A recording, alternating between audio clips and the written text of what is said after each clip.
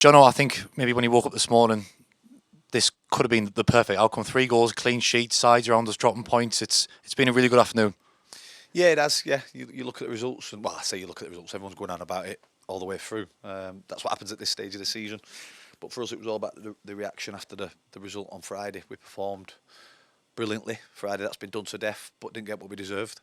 But I thought that today was a proper performance. You know, we had to react. We said to the lads before the game, it's a cup final. If you get beat, you're out. Simple as. That's the pressure on them. You know, that's what been cranking up. And it all comes down to mentality at this stage of the season. 1 game shootouts. You lose, you're pretty much done. Well, you think you are, and then you look at the results and teams are slipping up. So, but we showed good resilience bouncing back. You know, some very, very tired legs, tired bodies all around the country, all through the leagues. But for the lads to, 48 hours, 72 hours after the previous game to perform like that in the weather again, in the heat, just shows the mentality and the fitness levels that we've got. I think the main difference today was obviously we keep saying we get so many chances in games. Look at York. We were just clinical today. We just took our chances when they arrived. Yeah, definitely. I'll be honest with you. I was a bit disappointed at 3-0 up. When did we score our third? Late 50s. I thought we should have put our foot down. We created plenty of chances, and you're hoping to. And that's not being disrespectful to anybody. We're 3-0 up. Put your foot down, go and get a couple more. But when you've missed the chances we did, I suppose, on Friday, just happy that you've got 3 on the board. Another clean sheet. I think over the last 12, 15 games, there's only Brackley with a better defensive record. And we're an attacking team. We're a very attacking side. But we haven't shown that in our 4 column. 2 of the last 4 games, Curzon and today we've put 3 goals in, and we've got them type of players. You know, Glenn's not scored for 3 and then reacts with 2, and you know everything was really positive throughout the 90 minutes. As I said, we could have probably got a few more if we're being selfish. The goal difference might be important come the end of the season. But we're showing that bounce back ability, we're showing that resilience, we're showing that we're a good team, we're showing that we can win games, we can put the ball in the net, and we're pretty consistent, even though we're inconsistent, if that makes sense. We seem to win 1, lose 1, we bounce back, we keep defensively, we look really solid, and we keep creating lots of chances. So it bodes well, it bodes really well, so it's a good 3 points, that. Obviously the game could have taken a different turn. At 1-0 when Blyth get the penalty. How big is that save from Jordan Misser? Because if that goes in for Blyth, then it could be a different story. Yeah, I think justice was done. I mean, I actually shouted handball. I thought it was a Blyth hand. But speaking to Jamie and the lads, it's hit him square in the face, so he's not handballed it. I understand why the ref's giving it, in fairness. The hands were up there. So justice was done. It's a great save. I think is that his 3rd penalty save since he's been here? He's a big old man. He's a big man. He's Jordan. It's a big moment because if they score, you know, good player as well, quality players, JJ. If they score, it probably changes what the game looks like, especially coming up to half time.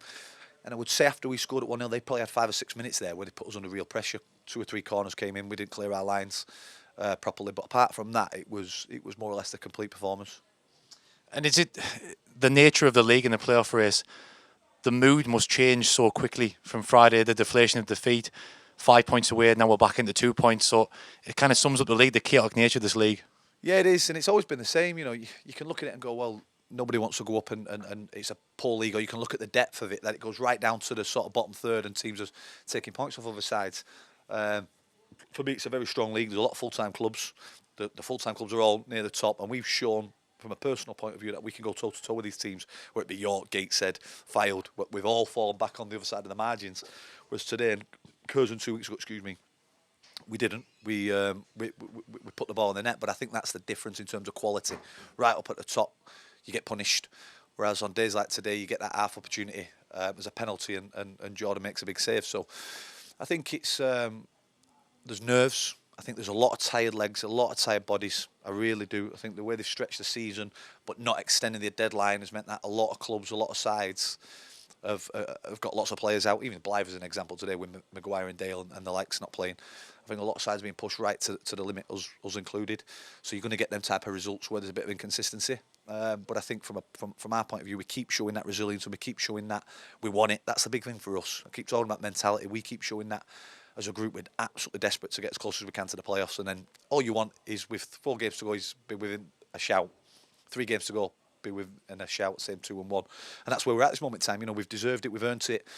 I think after we got beat off Gateshead on the 20th of Feb, we were something like 12 points off the playoffs or something like that. So we've closed the gap massively. And listen, we're a decent team. We're a decent side. We're the same as everyone else, where we have bouts of inconsistency. We have games where we don't take our opportunities. But overall, we are where we should be. You know, the league doesn't lie in terms of not necessarily the position, but more the points tally. I think where we should be. And finally, I have to speak about the absence of Benno on the touchline. It must be strange for you not to have him there, but can we get an update on Benno? When do we expect to see him back? It's difficult because he's not just a co-manager or an assistant or a coach or a player. He's my best friend. You know, his family and my family are like family. So it's been extremely difficult for all of us, the players, me and Steve. They don't keep me in hospital, clearly, if there's something not right. He's having test after test. I know he'll be listening to the game, and he's a very impatient man. He's not the type of person that would have been sat there enjoying it. I'm the opposite. I'd have loved it. So he'd have been up and down listening to that today. We all love him to bits. Hopefully it's short term as opposed to it sort of being longer, but he's in the right place. He'll be out when he's ready. They'll release him when he's ready, but at this moment in time there's not much to go on apart from the fact that he's poorly. You know, he's not so good, and all we can do is wish him and his family all the best.